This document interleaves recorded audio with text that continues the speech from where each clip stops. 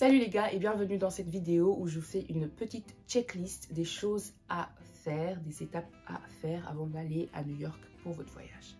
C'est très simple, on est parti avec mes potes, on était 3 à New York du 25 décembre au 31 décembre 2022. La première chose sur cette liste, c'est votre billet d'avion. Je pense que c'est un peu normal, mais voilà. Du coup, nous, on a acheté notre billet d'avion sur United. On a payé à 420 € aller-retour par personne. Donc, on a trouvé ce vol-là après avoir utilisé le comparateur Google Flight, mais il y avait aussi Skyscanner. Moi, je préfère Google Flight. Donc, en fait, on a commencé les recherches genre 2 semaines avant de vraiment acheter le billet. J'avais trouvé un billet genre 5 jours avant, 371 €. J'étais en mode waouh. Mais je vous conseille, les gars, si vous avez un groupe WhatsApp ou un groupe n'importe sur lequel vous faites votre organisation de voyage, quand vous trouvez un billet, directement envoyez-le et soyez à l'affût en fait. Soyez à l'affût parce que ça monte hyper vite. J'ai trouvé un billet à 371 €, 5 jours après, les prix, donc ils avaient explosé. Donc on était le lundi de la semaine qui suivait, ils avaient explosé, c'était à 600-700 €. Avec ma pote, on s'est dit non, c'est pas possible, on va attendre. Enfin, elle a conseillé qu'on attende le mardi soir, ce qu'on a fait, et on a trouvé des billets moins chers, donc à 420 €. On n'a pas hésité, on s'est dit on va pas attendre que ça augmente ou que ça descende. On a pris à 420 €. Donc voilà, soyez à l'affût. Un petit disclaimer, c'est que en fait, on n'a pas pris de bagages en soute, ce qui explique que ce soit aussi bon, que ce soit moins cher. On a pris une valise en cabine, sachant que United n'avait pas de restriction sur le poids, juste sur la taille. Franchement, ils n'ont même pas vérifié, mais bon, juste sur la taille.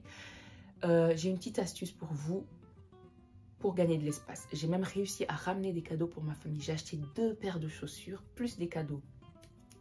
Prenez cette astuce. Donc en gros, c'est le fait d'acheter un sac d'un sac de couchage. Bizarre quand je dis ça comme ça, mais la vidéo, je vous la mets maintenant. Vous voyez ça? Ça, c'est un sac pour les sacs de couchage que j'ai acheté sur Amazon. Et dedans, j'ai littéralement 2 pantalons, un pantalon jean, un pantalon parachute pant et 2 pulls. Et c'est rentré dedans. Regardez, regardez, c'est la taille de ma tête. C'est littéralement la taille de ma tête. Voilà, ça c'est le premier point. Le second point de cette checklist, c'est votre logement.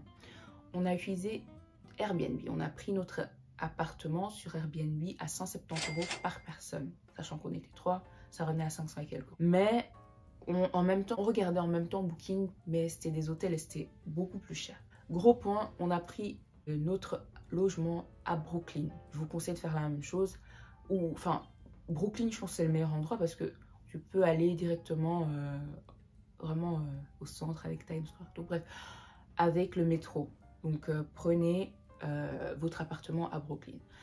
Mais faites attention parce que sur Airbnb, les hôtes, ils ont une tendance à annuler la réservation qu'on a faite. Du coup, en gros, la personne, l'hôte, met en proposition son logement. Nous, on dit ok, on veut ce logement, on met les infos et tout, il accepte, mais une journée après, il annule. Donc faites attention. On a eu genre 7 personnes qui ont fait la même chose. Ils disaient soit c'était pour des raisons personnelles. Il y avait des gens carrément qui ont annulé pour mettre le truc beaucoup plus cher. Je sais pas pourquoi, mais voilà. On a trouvé une personne qui avait accepté genre 1 semaine. Ok, tranquille, moi pour nous c'était sûr. On avait notre appartement, on pensait déjà au prochain point de notre organisation. 1 semaine plus tard, le gars il annule. Il annule. Du coup, on était déjà en décembre et on a dû rechercher d'autres alternatives, d'autres Airbnb parce que c'était trop cher. Booking, les prix, ils avaient explosé.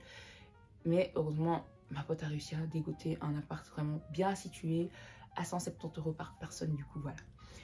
Il y a des personnes qui m'ont appris, je l'ai appris après être revenue en Belgique, que Airbnb n'était pas autorisé. J'ai pas trop compris, mais moi j'ai pas eu de problème, du coup voilà.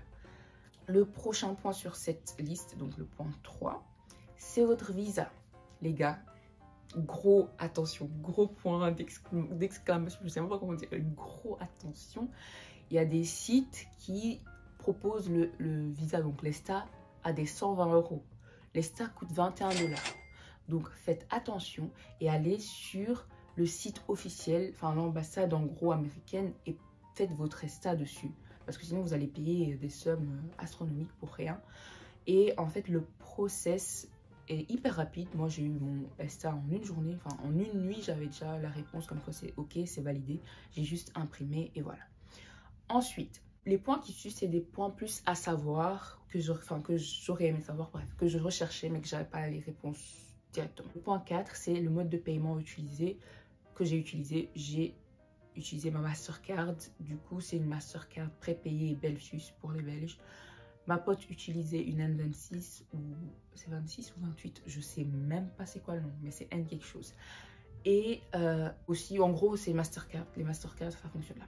Donc voilà, point 4. Le point 5 de cette vidéo, c'est le fait que j'ai pas utilisé de cash. J'ai sorti $0. Tous les endroits où on allait, ils avaient la possibilité d'utiliser la carte.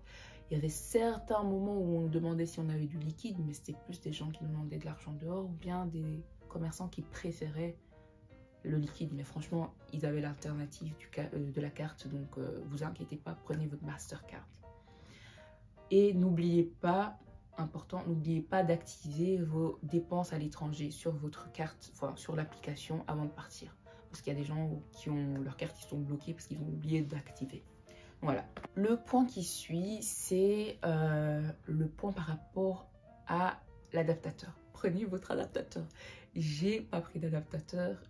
J'ai une autre solution, mais prenez votre adaptateur si vous en avez un. Sinon, allez acheter en Belgique ou dans votre pays. Ça sera beaucoup moins cher qu'à l'aéroport ou là-bas. Enfin, et c'est beaucoup plus simple. Donc, prenez votre adaptateur. Le point 7 de cette vidéo, c'est sur le data, les données à l'étranger. Bref, votre GSM en gros, le Wi-Fi, la 4G. En fait, avec mes potes, donc on était 3 comme je vous disais, il y a une qui a activé sa 4G, donc ça revenait à 6 € avec Proximus par jour. Donc en fait, elle utilisait sa 4G et elle nous partageait. Et par après, on a juste additionné tout et on a séparé en 3. Voilà. Donc elle activait sa 4G, elle était notre point Wi-Fi en gros. Mais franchement, à part le GPS et quelquefois poster des trucs sur Insta ou répondre à la famille sur WhatsApp, voilà quoi. Enfin, et le soir, tu peux aussi le faire quand tu rentres chez toi. Donc voilà. C'est le point 7. Le point 8, vraiment, c'est un petit point bonus que ma pote, elle m'a dit, rajoute ça dans ta vidéo. C'est le fait d'utiliser Tricount pour tout ce qui est compte. Parce que nous, on payait tous ensemble. Enfin, on payait pas tous ensemble. En gros, une personne payait, l'autre payait. Et en fait, tu retiens ce que tu as payé, tu mets sur Tricount. À la fin, vous faites l'équilibre et chacun sait combien il doit à l'autre. Tricount, je vous le mets là. Essayez de voir comment ça fonctionne. C'est trop cool et c'est très pratique. Point 8, je pense, les gars.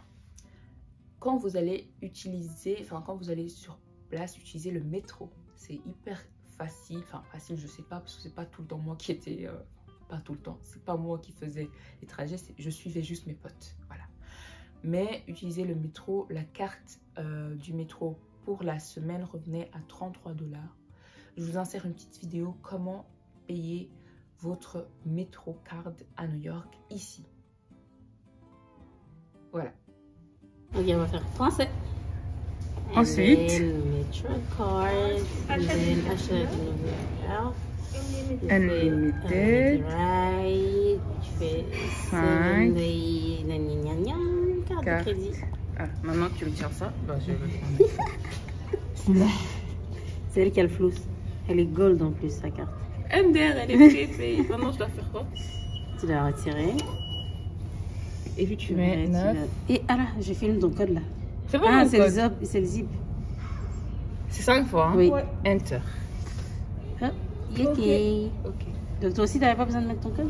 Apparemment. Ouais, moi aussi j'avais pas besoin.